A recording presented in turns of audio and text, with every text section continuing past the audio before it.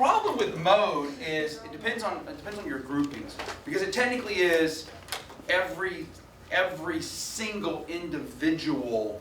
Like I make. You know, group is like in my social group, or. Well, you could like for mode it is like the value. So it is, you know, if you make $18,473.16, that's your value. I mean, how many other people are going to make that? I mean, you could group them in the aggregations, but then you sort of messed up. It's like you could group it, you know, the number between 5,000 and, you know, 10,000, the number between this. So you could play with the data to get mode, but it's not going to be our best. But with the mean, doesn't it for like outliers like Bill Gates, Yeah, that's like what he pulls it way up. So you're right. The problem with mean is that outliers are going to pull this up, right? When they say the average salary, say for a starting center for a basketball team is X, well, they're also including the people who get the really high paychecks and those who make nothing, and one person making a lot can pull up the mean. So that's why mean tends to not be the best. Median is unaffected by these outliers. It's just a number in the sequential middle. And so for us, and I think it's 59,000, but that's why the median is used. It's not influenced by these outliers. And you also don't have to group things into units. So, any questions about this? So that's where we are. So some terms your textbook wants to use. Poverty.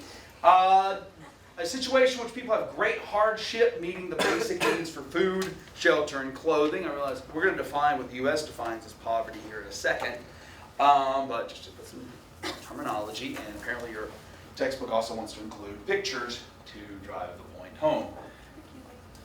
Right? So poverty.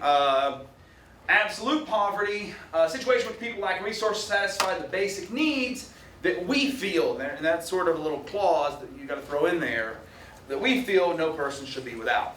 So what are some basics that are often thrown in to go, this is absolute poverty if you do not have shelter, water.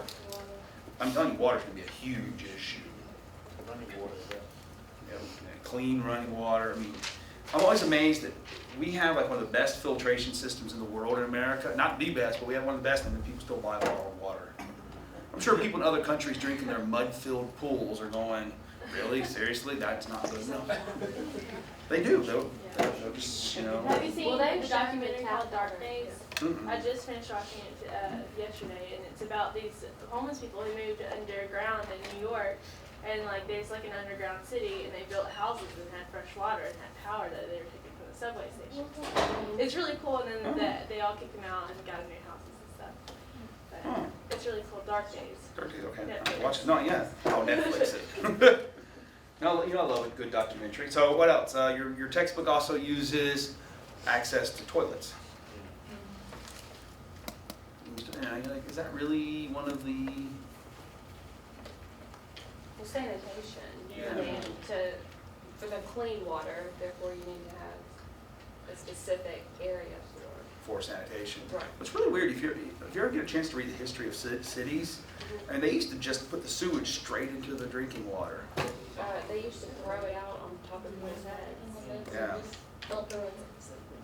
You know, I think a little boy drowned in like some fecal stuff in like the city. I mean, I had to do a report on it. And he like died from like drowning in it. I mean, we can't swim in cow manure. I know that's true. It's so true. How do you know that's true? I used to live on a dairy farm, and it froze You over. tried In it. the wintertime, no, in the wintertime, you know, dairy farms, they have the big pools of manure, you know, because they use them as fertilizer. And it froze over, and we're out walking on the top of it, and the mom runs out. It's like, y'all get off there, you can't swim in cow manure. That was the title of my college admissions essay. I swear to God, that's true. You know, when you apply to college, you have to write an essay. Mine was, you can't swim in cow manure. I got accepted, by the way. Relative poverty, a situation in which you feel disadvantaged, right? So, right, this would be the Joan Baez Mercedes-Benz song, right? Like all my, Lord, won't you buy me a Mercedes-Benz? All my friends have Porsches, I must make amends. right? It's like, oh, I cannot believe I have to make do with the silly iPhone 4. It's not even 4S, you know. Oh my gosh, I'm so ashamed. So ashamed. Right? This would be, I mean, here's something really, go back like 8 years and look at the old phone commercials, and I probably couldn't give you a phone that you would have wanted back then. Like the old Razor. Oh, that was the thing. I've got one. Now I feel sad for mocking the Razor. But I remember when they first came out, though, it was like the Razor, it'll fit in your, you know, everywhere. Now we're like, you know, I don't know, Razor. like it doesn't get on the internet. No, it's a phone. Well, that's no fun. All right, so this is relative poverty. So this might be if you have to take 3 buses to get to work versus someone who just simply drives. So you feel this would be relative poverty. Right? You're still able to have resources, but compared to others, not as well off. So that would be an example of relative poverty. One of my cousins had to do this for about a year. Well, if you live in like major cities, would it still be considered poverty? If you were able to drive versus had, I mean, there's some cities where everyone takes the train, right? I was like, for example, my cousins live in Chicago, and they came down here, and you know, we don't have transportation like that, and they don't have license, so people had to kind of drive them around and things like that. But technically, you know, yeah, car note, car insurance and stuff, wouldn't that be more than Yeah, I mean, in so- the subway pass or something? So you have to decide which one you would rather have. So it's. I think it depends on the location. really. Yeah, that's why it's relative. That's why it's Okay. relative. Like if they're doing perfectly fine, and they're probably like, why do you want to have like, well, my car note is $370? I don't know. Cause like they hop on the train, everything. I'm sorry, should it be lower? I know. Mine's 100. I know, aren't y'all just like you? I'm gonna kick my. 2011. I'm gonna go out and kick my truck now. Be like, stupid truck making me pay $370. Okay, we're gonna take a field trip to my truck. Depends on how long you're paying, like what's your payment, like if you're doing it in a year and it's $370 versus $100 for 10 years, we gotta think of, okay, Yeah. how much Also, how money much you're did paying it in cost interest? versus? Are you doing a lease? I mean, there's all. Yeah, right. There's a whole bunch of variables. Driver safety Yeah. thing. So don't go kicking your car. Accident. First off, I love my truck, so I'm Yeah, not go gonna go kick kick your it. truck. Give them a hug. I don't know if I can give my truck a hug. Anyway, back to that. So this is, according to some data from, this is coming straight out of your text, the middle class is defined as having, so this is in the U.S., so now we're going to shift to doing with some U.S. data, from $45,000 to $89,000 a year in their salaries. This is now income. That's ridiculous. Is this new data on This that? is like last year. Isn't that like a big range? Is that too Yeah, much? they define it, well, the way it's defined is 75% of the median to up to 150% of the median. So if the median is 59 and change, well, 59,000 and change, you get 75% of that, then 150% of that is what the textbook is defining as middle class. How do they do that when do they factor in cost of living? That's what I mean, there's gonna be a whole lot of issues. That's probably like Cause like, It's supposed to be like minus taxes, then cost of everything else, but, I mean, because I mean, that's not what people get in their hands. because my parents make $150,000 a year, but we are low middle class in the Bay Area.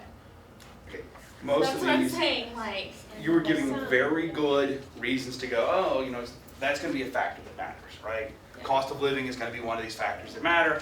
I'm just saying, in the aggregate, when you pull everybody's salary in America together, this is what gets defined as middle class. Why So- is it off center then? Like, why is it higher? I don't know why they did it that Okay. way.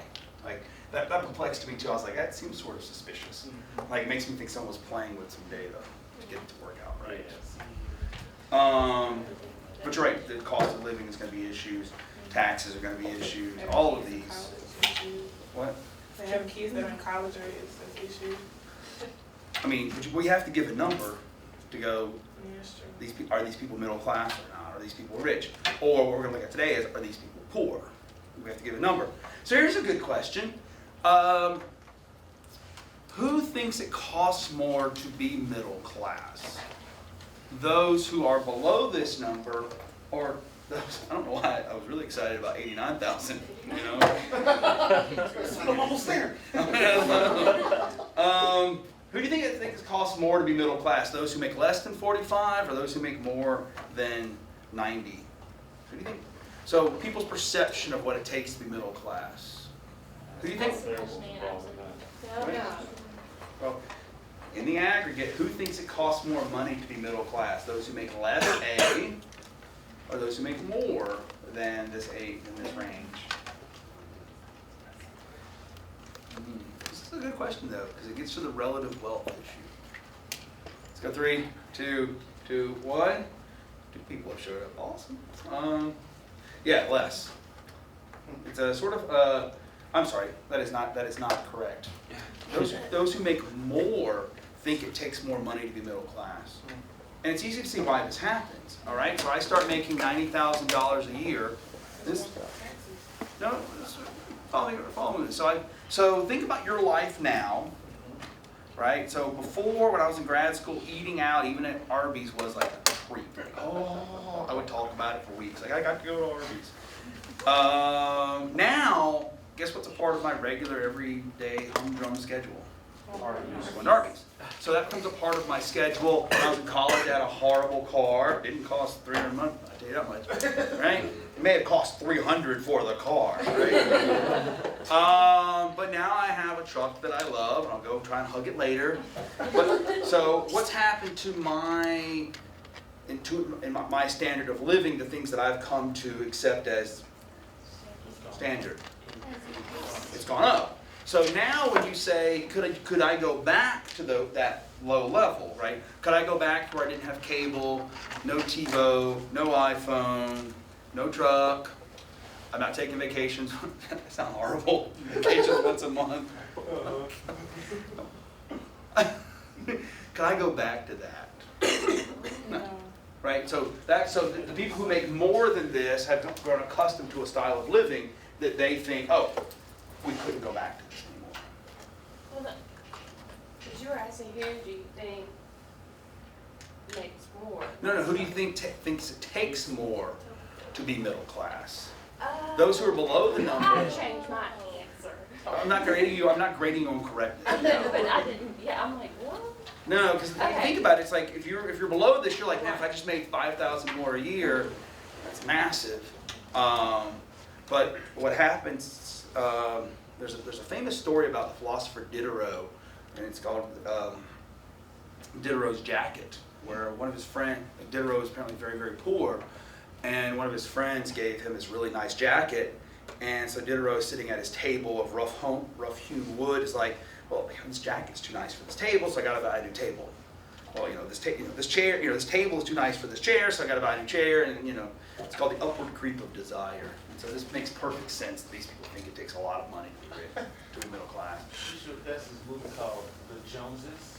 I think you might like it because there's this fake family that lives in this suburban area to push products on to keep making more and more stuff, and it's ridiculous because it's all based through pretty much the market because they got the kids who go to school trying to push products for teenagers and all this kind of stuff. So yeah, it's crazy. Check it out. And of course, we call it the Joneses. I guess you're keeping up with the Joneses. Yeah. So Joneses and Dark Tunnel. Dark Days. I have to remember. So I'm trying to remember all your movie recommendations. I'm an old man. My memory's not that good. So the more people make, the more they think it takes to be middle class, because basically this upward creep of desire takes them to hold. And you see this, So people get a was it this class or maybe an economics class? He's talking like even if people expect to get a raise, they start spending more money now. And so like automatically they jump up in their sort of standard of living, and so by the time they actually get the raise, it's a little less than they. So if you can avoid it, like if you can automatically just have stuff put in your savings account, somewhere where you're not spending it immediately. So to understand poverty in America, let's see if we can get some concrete numbers to put poverty in America. I realized that we're doing globe and then we're doing America.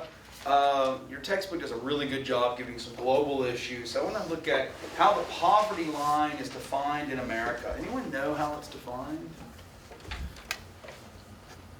It's really weird how how poverty is defined. Well, here'd be a good question. For a single let's say you're a single female, your age, what do you think the poverty line for you is? Probably one for the person. We have to make one person, so we're going to do single female. So so let's give some estimates of